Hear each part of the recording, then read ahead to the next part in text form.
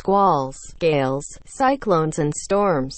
These are the companions of seamen when traveling the seas in their seafaring ships, sailing across the oceans from port to port. Many a time, while caught in the midst of these fierce elements of nature, they pray that this one voyage will not be their last. Many a time, they wonder whether they will reach the next port. It is their destiny to live in awe of the supernatural forces of the sea, forces that move billions of tons of water, at times gently, at times mightily, many times shifting land and coastline in their wake. It is their destiny to withstand immeasurable fear every time a huge wave lifts the ship up high in the skies and keeps it dangling at great height. To hear the terrible creaking sounds of the ship while balancing in the air and count the seconds until the wave brings it back down on wide water. Calm seas never honed skilled seamen, so no seaman regrets long voyages in seafaring ships. No islander regrets sailing his kayak out on the open seas, facing fierce, white-topped waves, reaching heights of 3 and 4 meters. When the immense waves on the ocean hide the sky, the sailors look through the big windows of the bridge and, with every striking wave, see the ship sinking under the water and then, when raised up on the wave's crest, see it teetering at great heights. Behind sealed iron doors, some in the engine room and others on the bridge, they hold on to immovable parts of the ship, trying to balance against the rolling of the ship, or walk with legs akimbo to stay upright, leaning their body away from the listing of the ship. Nobody is able to sleep. They cannot close their eyes, and those who try, fall out of their bunks. They sit in the mess, on benches and chairs fixed to the floor, or stand, leaning on the bulkhead behind the portholes. Quiet, without talking, they look at the angry sea outside and wonder how many Beauforts they can withstand.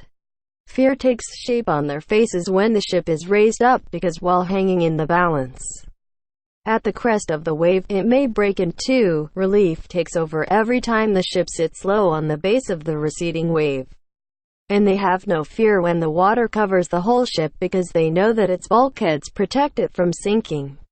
And again, pensive and quiet in their own hidden, dark thoughts, they wait for the next wave.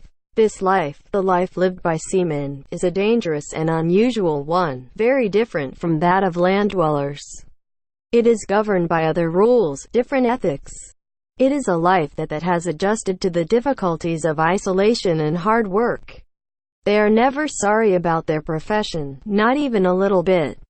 They never regret their choice.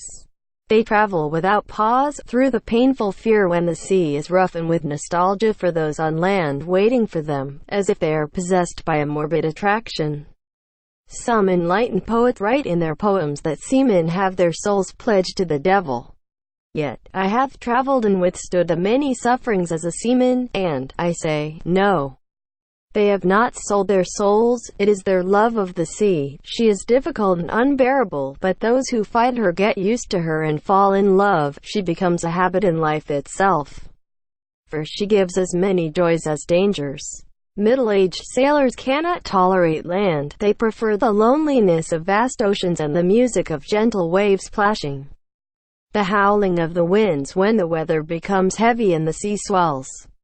Young boys fresh at sea experience on board the inhumanity and rage of hardened seamen, and, at port, in the embrace of prostitutes, they get to know the sweet hedonistic pleasures and the secrets and enjoyment of paid love.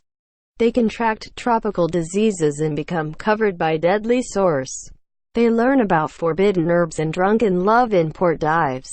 For months and months, the sailors on tankers impatiently wait for the few hours they will dock, to run to the bars and surrender themselves to the delusion of drink and the embrace of women with red, painted lips that accentuate their sordid profession, who ask first for payment and then gladly offer their false love. A seaman's life is hard, but it is also sweet.